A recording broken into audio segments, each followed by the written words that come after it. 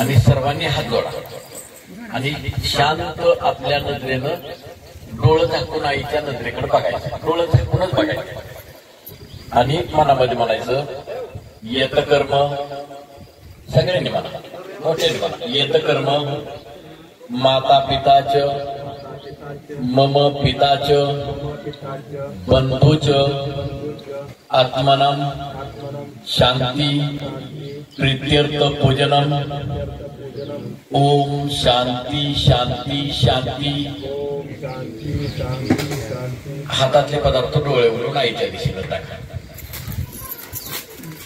पुन्हा एकदा घ्यायचे सगळे पदार्थ हातामध्ये, फुलं घ्यायची सगळे मी त्याच्याबरोबर,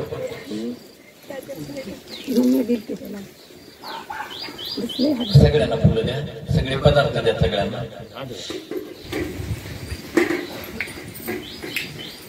आणि पुन्हा एकदा आहे तसंच मागायसारखं माग म्हणायचं। आता मुलांनी आई म्हणायचं, सुनांनी काही तुम्ही मामी आत्या म्हणत असेल ते म्हणायचं, जसं आपल्या नात्यानुसार त्यांना म्हणायचं।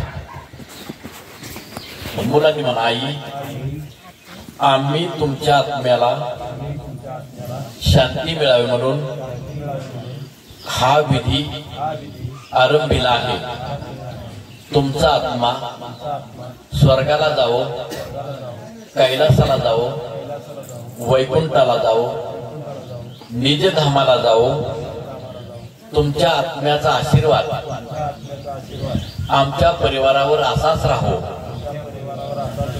तुमच्या आत्म्याला स्मरून आम्ही शपथ घेतो की, आम्ही तुम्हाला वचन देतो की तुमच्या माघारी, तुमच्या पश्चात तुमच्या इच्छा आकांक्षा व भावना जोपासण्याचा आम्ही प्रयत्न करू। हातातले सगळे पदार्थ आईच्या दिशेने वाहा।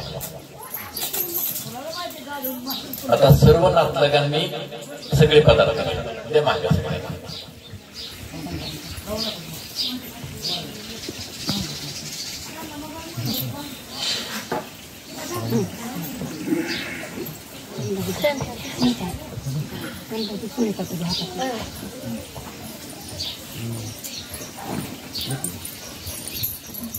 सर्वांनी हात जोडा। जगातलं सर्वात मोठं दैवत म्हणजे आई वडील। जगद्गुरु तुकोबराय सांगतात की जे आई वडिलांची सेवा करतात त्यांना कुठल्या तीर्थाला जायची गरज नाही, कुठं काशीला जायची गरज नाही। म्हणून तुकोबराय आपल्या अभंगामध्ये म्हणतात, माय बापे केवळ काशी तेने न जावे तीर्थाशी, कुंडलिके काय केले परब्रह्म भेट ठेले, तैसा होई सावधान हृदय धरी नारायण। तुकोबराय काय म्हणतात की आई वडील ही शुद्ध काशी आहे। देवांची सेवा करून आई वडील मिळत नाही, परंतु आई वडिलांची सेवा करून देव मिळतो हे मात्र नक्की। कुठल्या तीर्थाला जाऊ नका, कुठं काशीला जाऊ नका, आई वडिलांची सेवा सर्वांनी करा जशी पुंडलिकाने केली, जशी छत्रपती शिवाजी राजांनी जिजामाईंची सेवा केली, संत तुकारामांनी आपल्या कनकाई मातेची सेवा केली, नामदेवांनी आपल्या आईची सेवा केली, गोनाई मातांची सेवा केली। मग आपण जगातलं सगळ्यात मोठं दैवत म्हणजे आई वडील। कुठल्या देवाला जाऊ नका, तीर्थाला जाऊ नका। तुकोबराय म्हणून म्हणतात, तीर्थी दोंडा पाणी देव रोकडा सज्जनी। जो आईवडिलांची सेवा करतो त्याला सज्जन म्हणतात आणि त्याच्या हृदयात देव असतात। म्हणून आईवडिलांची सेवा हे सगळ्यात मोठं पुण्य आहे। आई वडील ही सगळ्या जगातले मोठे दैवत आहे। जगामध्ये फक्त दोन देव आहेत, ते म्हणजे आई आणि वडील। हे सगळ्यांना मान्यच करावं लागेल। आणि आपण ऐकतो, समाजामध्ये ऐकतो, अभंगातून ऐकतो, कोणी नाही रे कोणाचं, तसं सगळं चुकीचं आहे। लेकराला काटा मोडलं की आईच्या काळजाला जखम होते, आईला बोलून आईला जेवढी जखम होते तेवढी कोणालाच होत नाही।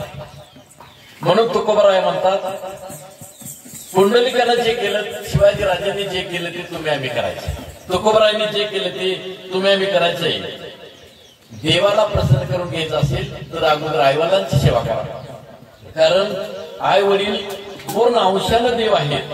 आणि माऊलीचं जे लक्ष असतं, जसं घारीचं पिल्लाकडे असतं, तसं आईचं चित्त लेकराकडे असतं। लेकराचे हित वागे माऊलीचे चित्त, आईशी कळवळ्याची जाती करी लाभेवी न प्रीती। पोटी बारो आहे त्याचे सर्वस्व हीच आहे, तुका म्हणे माझे तैसे तुम्हा संतावले. तुकोबाराय आपल्या अभंगामध्ये सांगतात, लेकराचं हित जपण्यासाठी आई हाडाचं काढ करते. लेकरू बघितल्यानंतर त्याला पाना फुटतो, पाजर फुटतो. जशी हिरकणी रायगडावरून कडा उतरून आपल्या लेकराला पाजण्यासाठी आली, तशीच आपली आई लेकराला 9 महिने आपल्या पोटामध्ये वाढवते आणि लेकरासाठी ती काही करायला तयार होते. जीव गेला तरी चाललं, 9 महिने ते आपल्या पोटामध्ये वाढवते. आणि हे सगळं आई का करते? त्या लेकराकडून आईला कुठलीही अपेक्षा नसते. मला लेकरानं काय घ्यावं, मला लेकरानं काय करावं, काही नसतं. म्हणून तुकोबाराय सांगतात, आईच्या मनामध्ये फक्त एकच गोष्ट असते, ते म्हणजे माझं लेकरू. म्हणून तुकोबाराय सांगतात, लेकराचे हित आहे माऊलीचे चित्त, आईची कळवळीची जात. अशी एकच जगामध्ये जात आहे आईची. गेला लेकराची कळवळ येते. आणि दुसरी गोष्ट म्हणजे बाप. कोणी काय सांगत, पण बाप नावाची आणि आई नावाची अशी चीज आहे. बाप करी जोडी लेकराचे ओढी, आपली करवंडी वाढवणे. असा एक बाप जगातला एक देव आहे. आपल्या पोटी जे संतान आलंय त्याच्यासाठी बाप कुठलेही कष्ट करायला तयार आहे. आपल्या बरगडे आपलं पोट किती खटपटीला जाऊ द्या, किती आज जाऊ द्या, पण माझ्या लेकरानं सुखानं खावं हे त्या बापाचं आईचं स्वप्न असतं. एकाएकी केला निराशेचा नाही. सगळं जगातलं सर्वस्व सगळं तुम्हेव माता पिता तुम्हेव, तुम्हेव बंधू सखा तुम्हेव, तुम्हेव विद्या द्रविण तुम्हेव, तुम्हेव सर्व मुक्तीव देव. काय नवाच्या मध्ये देवा भूतात्मनामा